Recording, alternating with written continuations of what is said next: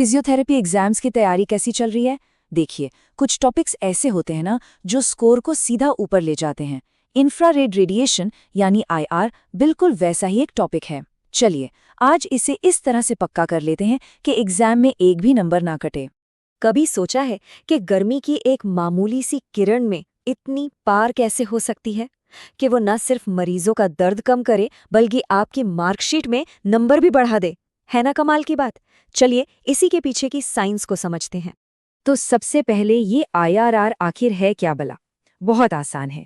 समझिए, ये सूरज की उस धूप की तरह है जिसे हम देख तो नहीं सकते लेकिन उसकी गर्मी को महसूस जरूर कर सकते हैं। और फिजियोथेरेपी में इसका बस एक ही मेन काम है, शरीर को ऊपर ऊपर से यानी सुपरफिशियली गर्मी देना। सिंपल। अब आते हैं उस हिस्से पर जिस पर आप स्टार मार्क लगा लीजिए।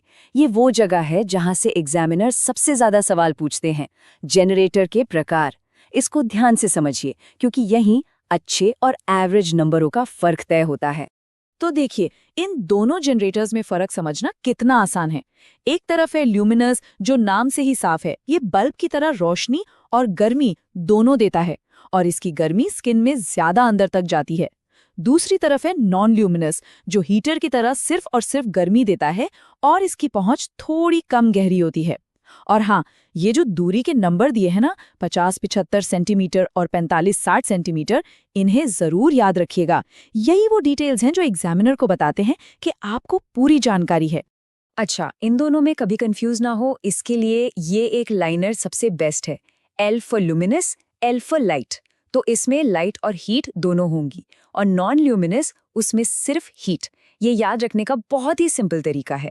तो हमने ये तो जान लिया कि आईआरआर क्या है और इसके जनरेटर्स कैसे होते हैं, लेकिन जब ये हमारे शरीर पर पड़ती है तो अंदर असल में होता क्या है? हमारा शरीर इस गर्मी पर रिएक्ट कैसे करता है? चलिए अब अंदर की कहानी जानते हैं। ये सब कुछ ना बिल्कुल एक चेन रिएक्शन की तरह काम करता है। सबसे पहले जैसे ही त्वचा गर्म होती है, खून की नसें फैल जाती हैं, जिसे हम साइंस में वैसोडाइलेशन कहते हैं। इससे क्या होता है, उस जगह पर ब्लड का फ्लो यानी खून का बहाव तेज हो जाता है और जहां ज्यादा खून पहुंचता है वहां की मसल्स को आराम मिलता है और दर्द धीरे धीरे गायब हो जाता है। बस यही है इसका पूरा खेल। तो इस कमाल की साइंस का फायदा हम उठाते कहाँ है? देखिए, पीठ दर्द हो, मांसपेशियों में कोई खिंचाव हो या फिर जोड़ों में अकड़न हो, आईआरआई इन सब में बड़ी राहत देता है। इतना ही नहीं, एक्सरसाइज से पहले वार्म अप के लिए भी ये एक बेहतरीन तरीका है। ओके, अब जरा ध्यान दीजिए। अब बात करते हैं उस टॉपिक की जो अक्सर एग्जाम में आता ही आता है और जो टॉपर्स और बाकी लोगों के बीच का फर्क तय कर देता है। और वो इम्पोर्टेंट टॉपिक है सेफ्टी, यानी आईआरआर के क्या खतरे हो सकते हैं और उनसे बचा कैसे जाए। देखिए, एक अच्छे फिजियोथेरेपिस्ट के लिए ये जानना बेहद बेहद जरूरी है। देखिए, एग्जाम में सिर्फ ये बता देना कि आईआर से जलन हो सकती है या आंखों को नुकसान हो सकता है, ये तो सब लिखेंगे। असली नंबर तब मिलते हैं जब आप ये बताते हैं कि इससे बचा कैसे जाए। जैसे कि सही दूरी रखना, गॉगल्स का इस्तेमाल करना और ट्रीटमेंट के दौरान मरीज की त्वचा को बार बार चेक करते रहना। ये छोटे छोटे पॉइंट्स ही आपको दूसरों से आगे ले जाएंगे। चलिए अब कुछ स्मार्ट टिप्स की बात करते हैं। देखिए, पढ़ना एक बात है, लेकिन परीक्षा में अपने नॉलेज को इस तरह लिखना कि एग्जामिनर इम्प्रेस हो जाए, ये एक कला है। आइए वही सीखते हैं। ये 3 बातें गांठ बांध लीजिए। पहला, जनरेटर के प्रकारों को हमेशा अलग अलग हेडिंग्स में एक्सप्लेन कीजिए। दूसरा, जहां भी हो सके 50 से 75 सेंटीमीटर जैसे नंबर्स जरूर लिखिए।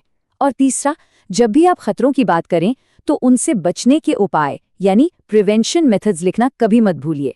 ये दिखाता है कि आप सिर्फ किताबी कीड़ा नहीं हैं बल्कि एक अच्छे प्रैक्टिशनर भी बनेंगे। तो अब आप आईआरआर के बारे में लगभग सब कुछ जानते हैं, लेकिन याद रखिए, ये जानकारी सिर्फ परीक्षा पास करने के लिए नहीं है। यही ज्ञान कल किसी मरीज की जिंदगी बदल सकता है, उसके दर्द को कम कर सकता है। तो जब भी पढ़ें, इस मकसद को हमेशा ध्यान में रखें। All the best.